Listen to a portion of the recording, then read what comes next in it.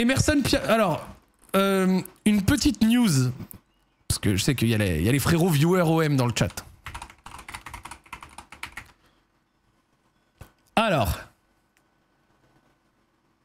Olympique Marseille are closing on Emerson Palmieri deal from West Ham. Agreement almost done and deal being finalized despite reports on Tsimikas. Alors, comment ça se passe au niveau d'Emerson Palmieri? Quand il avait commencé chez nous, j'avais trouvé bien. Et j'ai même retrouvé un de mes tweets, le match où on se fait remonter contre Nice, qui s'en rappelle. Bon, non, vous en rappelez pas. Mais bref, où j'étais assez enjoué à son propos, parce qu'il avait fait des bons débuts. Mais sur l'ensemble de son passage à l'OL, c'était pas nul. Ce serait injuste de dire que c'était nul. C'était pas exceptionnel. Pas naze, pas exceptionnel. Mais je vous parle simplement de mon avis sur son passage à l'OL. J'ai pas beaucoup suivi ses performances à West Ham. West Ham, j'ai pu regarder ici et là se faire tarter. Mais le focus sur est-ce que Palmieri a été bon là-bas, je n'en sais rien. Je dis juste que... ouais, on voit quand même... C'est bête, mais des fois, ça veut dire des choses. Hein. Une masse... Enfin, une valeur marchande qui est restée plutôt stable. Elle a baissé un tout petit peu à la fin, mais elle est restée plutôt stable. Ça veut dire des choses en général sur le joueur. Transféré 15 millions quand même à West Ham. Putain, West Ham, il avait acheté 15 millions, c'est dingue. Bref. Est-ce que c'est bien meilleur que quand Merlin était là? Je ne sais pas. Ouais. Je dis juste que son passage à l'OL, c'était un peu Midas. 31 ans. On voit encore sur la photo qu'il y a le maillot OL, le fameux maillot lifestyle. Je terminerai en vous disant, j'espère que vous ne lui donnez pas plus de 2 ans de contrat. Voilà. Sinon, quelqu'un me demande ses qualités. Allez. C'était plutôt un centreur pas mauvais. Il avait un bon pied. Voilà, il avait un pied qui était pas moche de souvenir. Voilà. Mais par contre, attention, parce que Emerson, il a un gros salaire. Et entre Emerson, t'ajoutes encore Ceballos, il y a eu du coup Aubameyang cet été et d'autres. T'as intérêt de te requalifier en LDC l'année prochaine, sinon il peut se passer des choses assez marrantes dans ta masse salariale, quoi. Le bon vieux Emerson Palmieri. Ouais, c'est un peu ça. Hein.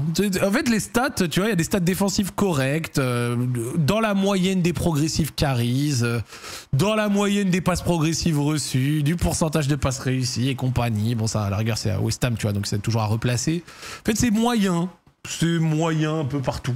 Genre, moi, de souvenir, c'était pas exceptionnel. Oui, Will, si. Si le latéral gauche était un gros dossier... allez, je vais le dire. Si le latéral gauche était un gros dossier et qu'à la fin tu finis avec Emerson, c'est pas ouf. Mais après tout, voilà, full titu à West Ham quand même, ouais. Et West Ham l'année dernière, ça finit dans les bas-fonds du classement. Après, il est aussi là quand West Ham, pète sa Coupe d'Europe, il me semble de souvenir. Donc, oui. Il est aussi là quand West Ham pète sa Coupe d'Europe. Donc, on peut le dire. Bon, il faut le dire aussi. Mais c'est vrai que ouais, t'es l'OM, latéral gauche, t'as Ulysse Garcia et lui, bon, c'est pas folichon. Alors certains me disent Medina, les gars, Medina, peut-être que sur le papier il peut être aligné à gauche dans une défense à 4, mais c'est pas vraiment un latéral, hein, moi je trouve Medina. Medina, ouais, je sais pas. On verra ce que ça va donner, mais déjà il est blessé. Mais pour moi, Medina, c'est plus un central qu'un latéral gauche animateur de couloir, tu vois. Alors après, du coup, ça dépend de l'animation, tu vois. Ça peut être une sorte de base à 3, Medina, les deux, genre Ordonez, Balerdi. Et en fait, c'est ton latéral droit qui, lui, est très offensif. Donc, ça peut être genre 3e sur la gauche. Mais par contre, si t'as ça...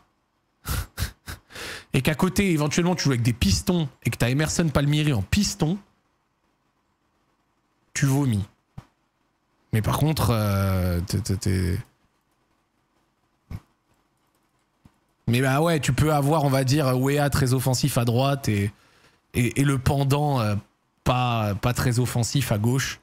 Ça peut s'entendre, sans jouer avec des pistons. Donc, ok. L'autre piste côté OM, très intéressant. Ça par contre, c'est très intéressant. Ceballos. Alors ça, franchement... Dani Ceballos, le gros coup du mercato marseillais, le board marseillais tente de convaincre le milieu espagnol. C'est avant tout un organisateur, un créateur, un joueur avec une qualité de passe supérieure à la moyenne. Il est capable d'effectuer le travail défensif qu'on peut demander à un numéro 8, mais je trouve qu'il a un petit déficit physique dans l'intensité et la puissance. Il a disputé très peu de matchs complets depuis 3 ans. Et attention à l'enchaînement récent des blessures, 4 mois ratés sur les 2 dernières saisons. Son salaire est tout de même énormissime au Real, 10 millions bruts par an, 2 fois plus que Greenwood ou Kondogbia. Si la piste se concrétise, Ceballos serait immédiatement un des meilleurs milieux de Ligue 1 sans aucun doute. Un gros coup pour l'OM. Il faudra tout de même l'utiliser pour maximiser son gros point fort à la construction-création et minimiser son déficit physique. Donc avec lui, tu espères avoir des joueurs qui ont de l'abattage à côté. Et franchement, moi, des souvenirs que j'ai de Ceballos, c'est exactement ça.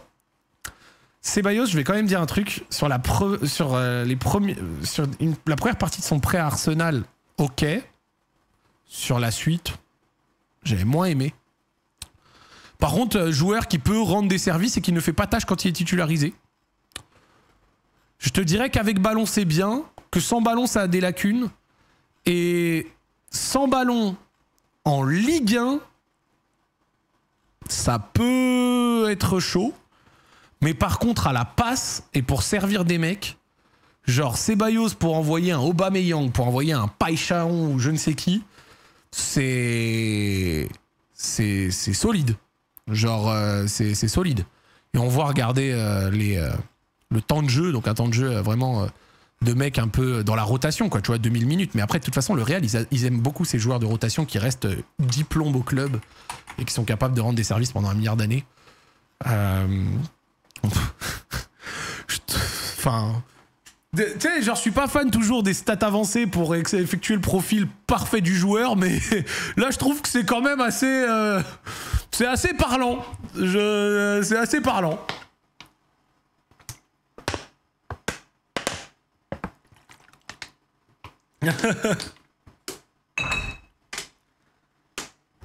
C'est assez parlant. Passe attempted, passe completion, progressive passe, progressive carries. Donc on est sur un joueur que le ballon dans les pieds ne dérange pas. Par contre, duel aérien, clearance, etc., c'est de mauvais à mid. Plutôt bon pour les tacles. Et après, derrière, lui-même ne reçoit pas beaucoup de passes avancées ou autres, mais c'est un constructeur, organisateur de jeu qu'il va falloir aider dans l'aspect sans ballon, là où peut-être qu'il va... où il va peut-être manquer de certaines qualités.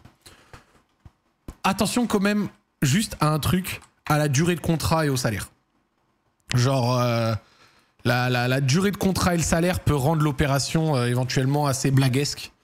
Mais sur la qualité pure du joueur, je trouve que c'est pas mal.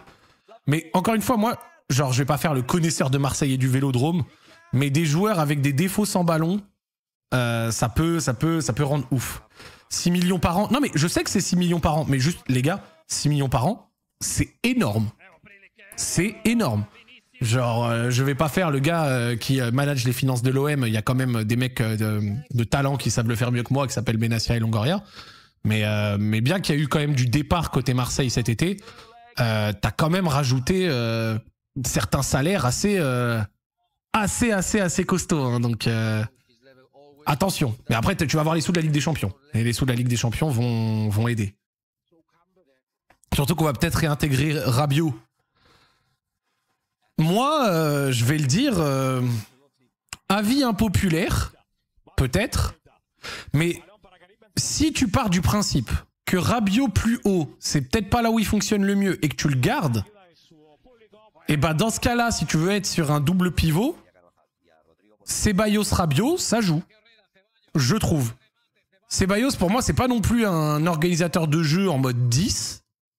Donc, pour moi, tu peux faire sauter... Enfin, Højbjerg, genre, pourrait sauter, hein, éventuellement, je trouve. Hein. Et plus haut, t'as d'autres profils à peut-être proposer. Je vois certains me disent Gomez. Je sais pas apprécier vraiment Gomez en 10, personnellement, mais je pense vraiment que Rabiot Ceballos ont peut-être un truc à faire. Voilà. Mais ouais, Ceballos, assez intéressant, sincèrement. Genre la piste, pourquoi pas. Juste attention aux blessures et à l'aspect sans ballon, je le dis. Vraiment, j'insiste, mais les gars, vous-même, vous connaissez votre bonne vieille Ligue 1+, McDonald's, Uber Eats, Conforama, AstraZeneca et compagnie, là. Genre des milieux comme ça en Ligue 1, ils peuvent se manger sur certains matchs, ils peuvent se manger une machine à laver sévère. Vous-même, vous savez. Mais dans un cadre où tu manques de créativité, celui-là te remplit ça. Voilà. Celui-là te remplit ça. Ça, c'est clair. Mais il va avoir besoin de profil à côté de lui. Donc voilà pour Ceballos. Ok, Ceballos, on a regardé. Emerson Palmieri, on a regardé. Et donc, du coup, l'autre profil, Ahmed Junior Traoré, qui a été très, très, très, très bon l'année dernière du côté d'Auxerre. L'OM et Bournemouth négocient un prêt avec option d'achat pour Ahmed Junior Traoré. Le club discute également avec l'entourage du joueur qui est emballé à l'idée de rejoindre l'OM. Piste indépendante du dossier Ezegrova. Donc, Ezegrova et Ahmed Junior Traoré et Ceballos, tu termines quand même en beauté ce mercato, si tout se fait, quoi. Mais sans déconner, moi, j'aime beaucoup l'idée. J'aime bien l'idée. L'année dernière, Ahmed Junior Traoré, on est sur un gars qui a fait une saison étendard dans un Auxerre surprenant. On le voit AIG, MO, donc moi voilà, j'avais plus souvenir de lui comme un joueur affiché à gauche qui est aussi capable d'aller s'insérer dans le cœur du jeu. Mais j'aime bien le joueur. J'aime bien le joueur.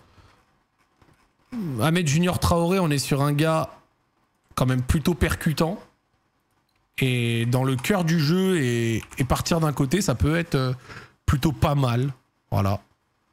Progressive pass, non-penalty goal et compagnie. Toujours, encore une fois, à corréler au contexte où c'est fait, donc là, dans le cadre présent à Auxerre. Mais moi, j'aime bien le joueur. Dans la moyenne des successful take-on et compagnie, pourquoi pas pour Ahmed Junior Traoré. 10 petits pions quand même l'année dernière en Ligue 1. À voir ce que ça donne. Mais je ne sais pas. Genre, et le dossier Ordonez qui traîne encore. Oh là là là. Et le dossier Ordonez qui traîne encore et qui doit se valider encore. C'est fou. Mais déjà, le match de Auxerre l'an dernier au Vélodrome, c'était du grand art. Il faut le dire. Donc, un mec qui est capable de jouer à gauche, indépendamment de Païchaon, qui est capable aussi de te prendre un peu de l'axe. Ok. Ça a du sens. Après, t'as Nadir et Vaz qui sont monstrueux. Bon. Je vous propose de gentiment tempérer les mots monstrueux et compagnie pour des joueurs qui démarrent en pro. Enfin, surtout pour Vaz. Genre, laissons-leur du temps. L'entrée de Bilal Nadir était bonne face au PFC. Je vais pas faire un débrief complet de OM PFC. Mais OM PFC, j'ai trouvé... allez, on va dire que je suis un hater ou autre, mais ça n'a rien à voir avec dimanche. Mais j'ai trouvé le match de l'OM décevant et le 5-2 plutôt bien payé. Pas bien payé dans le sens où, vas-y, le PFC était au-dessus, pas vraiment. Mais j'ai pas aimé le match de Marseille. Je trouve que l'essentiel des buts du PFC, enfin une bonne partie, sont littéralement des dons, des cadeaux. Et alors le coaching du PFC qui fait sortir ces rares joueurs niveau Ligue 1 pour faire rentrer des mecs globalement pas au niveau. Le malaise. Et Kebal qui a fait un match de feu et qui aurait pu marquer le 3-2 à un lob près. Alors après, t'as toujours Obama qui fait des différences, capable de marquer. T'as Nadir qui a fait une entrée avec du punch. T'as Otavio qui a été immonde. Quelqu'un a dit un peu décevant. Je vais utiliser le mot immonde. La semaine d'avant, c'était Kolo Djezak qui était dégueulasse. Le PFC va falloir quand même recruter, hein, parce que c'est pas pour faire le mec, je l'avais dit, mais on parle de football ici. Je vous l'avais dit pour le coup que le PFC, si ça ne rajoute pas plusieurs joueurs, On a passé l'été, il y avait plein de mecs dans mon chat. Alors, c'est que le début de saison, c'est pas encore terminé, d'accord.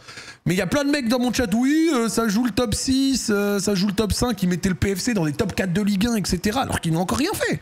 Ils n'ont pas encore recruté des joueurs qui permettent de s'insérer dans des discussions comme ça. Alors, il reste une semaine, ils ont des moyens, on va voir. Mais la stratégie de la jouer humble, pour l'instant... Je suis pas certain parce qu'ils ont des sous et profiter du moment où personne n'a de thunes, c'est peut-être le moment là d'appuyer sur l'accélérateur. Mais ouais, Otavio 17 millions, Noah Sangui qui sort contre Marseille, n'importe quoi alors qu'il vraiment était bien. Jebels, d'accord, pourquoi pas, lui on en parlait, il a fait son passage en Suisse qui lui a fait du bien. Simon, rien à dire. De Smet, Kevin Trapp, bon.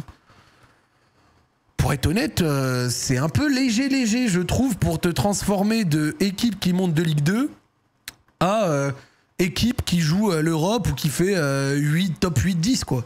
Genre ça pour l'instant, pour moi, ça manque encore de qualité. L'année est encore longue. Donc je vais pas les condamner à la deuxième journée. L'année est encore longue. Mais ça manque de qualité. Ça manque de qualité encore, je trouve.